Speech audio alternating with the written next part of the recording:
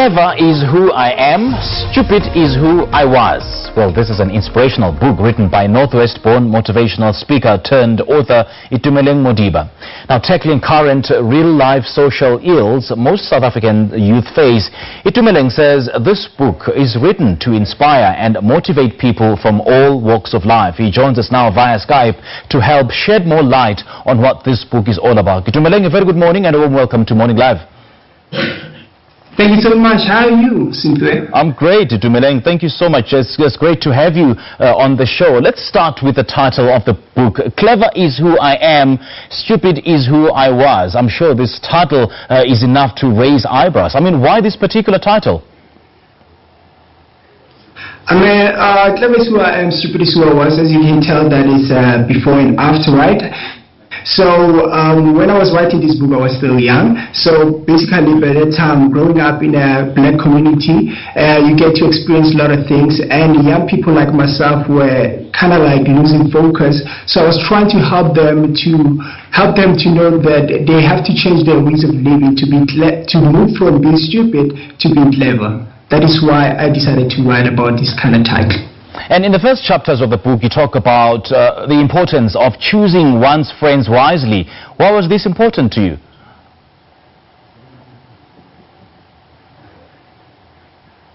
Itumeleng? Itumeleng, I still Okay, in the first chapters, Itumeleng, you talk about the importance of choosing one's friends wisely. Why was this important to you?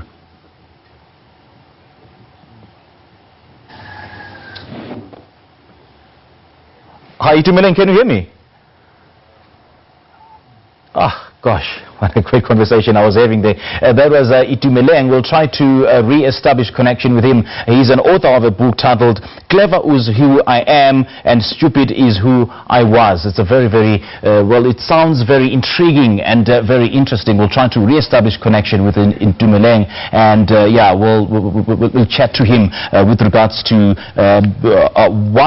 what's so important about this book and what we can draw inspiration from and what we can learn from this book. All right, you still are watching Morning Live, and we asked you earlier to share with us via our social media platforms some of the stories that caught your attention the past week. We are on Twitter, and handle is at Morning Live SABC, and our Facebook page is Morning Live SABC. We also have a WhatsApp line, and the number is 081-732-8421.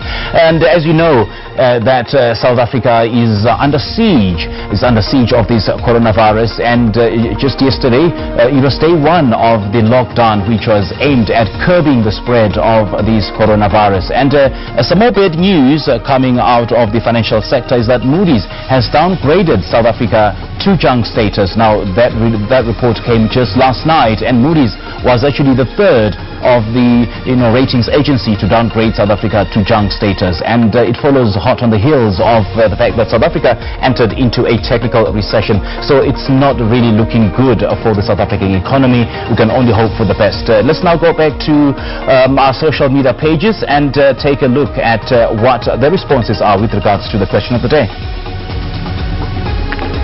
Moloto says, it's a concern. I have a problem if big retail shops are open while township plazas are closed. Muraro says, the country's 21-day lockdown. Guys, please stay home for your safety. George says, it's the infection of English Prime Minister Boris Johnson, Kenneth Meshoe and Steve Swart by this pandemic that caught the attention of the world. This is really, really serious than I thought. Sohata says, Tobela, some of South African citizens did not adhere to the president's rule that they think by locking themselves in the house they are doing someone a favor. Maliboheng says, people just moving up and down, not sitting at home, police just passing them. Sangweni says, 55 arrested, still no difference people here. Don't bother, taverns still open, Ethiopian shops, business as usual. Miti Marco says, morning team, Morning Live, and Tata Meshoe, the leader of ACDP, and his deputy, Mr. Steve Swart. Lob says, the announcement of the death caused by COVID-19. Dangamandla says the rising of the coronavirus cases and 21-day lockdown. Zico Smith says during the past 2 weeks, whites flooded supermarkets to stockpile. Now that as we blacks just got paid and we're trying to get monthly groceries, the media and the most privileged are labeling us. Archibald says the issue of pay dates, the 25th, weekly, fortnightly and month-end, only God knows what will happen next week. SASA, above all, great initiative by the government. Piaki says South Africans, we who still don't take this coronavirus situation serious.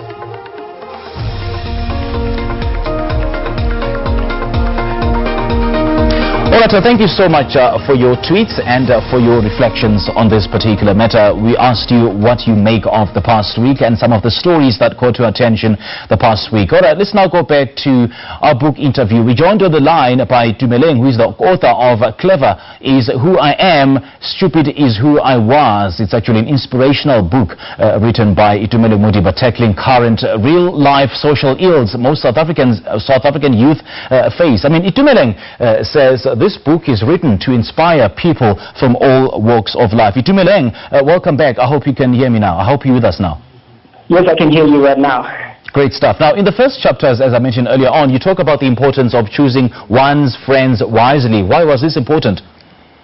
It is very important that we can see right now as we're facing like a COVID-19. Most of the people are pressured into peer pressure. They're telling themselves that, no, we're not going to adhere to this ruling.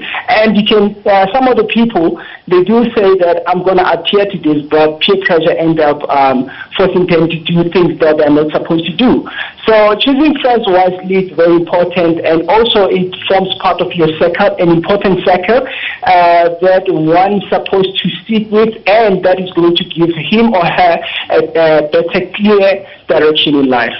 Let's talk about the importance of dreams. You say that dreams can also act as our motivational speakers. Of course, the dreams are our motivational speakers. Growing up, I also had dreams, dreams that I want to see myself living. But for me to see myself living, there are necessary steps that I have to take. And those steps are, I have to start by imagining and plan my future. As people say, like before a builder can lay his first brick, he has to plan. So I, as myself, I also have to plan my dreams so that I can be able to achieve them. And you say that kids must start monitoring behavior from a young age. Itumeleng, what do you mean by this, and why is it important? It is very important to monitor your behavior. You know, this road of life, it has plenty of rough spots, and it needs courage for a person to overcome them.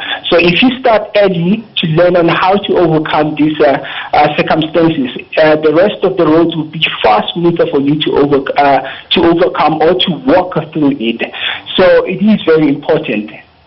And you also have a strong opinion on the influence of celebrities as well as the importance of role models. Do you think that the kind of influence that celebrities, both local and international, have on South Africans healthy?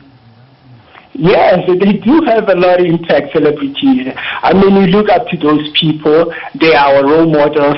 They're not far-fetched. They are like on our cell phones, we follow them, we watch them on television. So whatever they're doing, we as young people or anyone who wants to see themselves in this particular field, they copy from them. So I like music. We mostly like watching music, and things that we watch on the music videos, they kind of influence us, also influence young rappers, young singers and all that. But then they also have a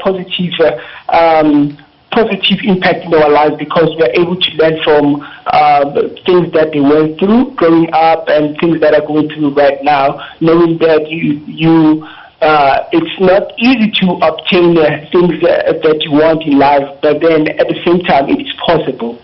And I think it's very important, Itumeleng, that we are smart enough to choose the kind of influence that we can be subjected to, because some celebrities, I would say, are very toxic, and the kind of influence is very, very toxic and negative. So this book, Itumeleng, covers A wide range of topics, from friendships, from dreams to fashion and drugs. Which subject matter would you say is the most important to you? For me, I would say there is a topic called The Story of Diana. A Story of Diana for me is one that I really enjoyed writing, because it kind of fuses non-fiction and fiction stories, but not losing the context of the book, which is motivation. So when I was writing that book, I was looking at the situation as where I'm growing up. Young people, they tend to lose focus in their lives, and which is something that we don't like seeing happening in their lives. So they kind of trust in their parents or their mom or world. But it is possible that when their parents pass on in this world, they can lose whatever that their parents have built or built for them. We know that a legacy is very important, but something that you haven't built for yourself, it's likely to last for a long time. So I was talking about the young girl who kind of believed so much in her parents' wealth, and on the result of that, she ended up losing her parents and living poor for the first time in her life. So we don't want young people to put more trust in their parents' work. They rather go to school, go study, or do something with their lives, do something for themselves, knowing that they are guaranteed for a better future. And when you look back and reflect on your life's journey, what are you most thankful for? Do you have any regrets? Is there any things that you want to change in your life? Well, my life hasn't been easy growing up. I lost a father at a very young age, and I was survived by my single mom and family also. So I don't really regret, but then something that I'm mostly fond of about my life is the kind of decisions that I was able to make growing up with the help of my family. And also, most people say that they enjoy making mistakes, and we need to learn from their mistakes. It's nice to make mistakes and learn from them, but then what I like to tell people is that you don't have to learn life in the wrong or in the bad ways, like from your mistakes. Rather learn it from some people's mistakes.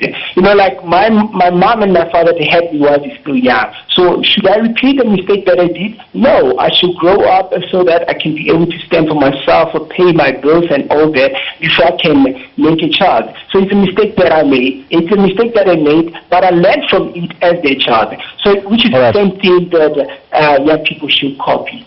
Itumeleng Modiba, thank you so much, man. Keep on inspiring South Africans. And one takeaway from our conversation is that, you know, dreams can and should become a motivational speakers. Thank you so much for your time. And that was Northwest-born author and motivational speaker Itumeleng Modiba speaking to us about his inspirational piece of literature that is titled "Clever is Who I Am and Stupid is Who I Was." We'll take a quick break. We'll be right back. And this is Morning Live.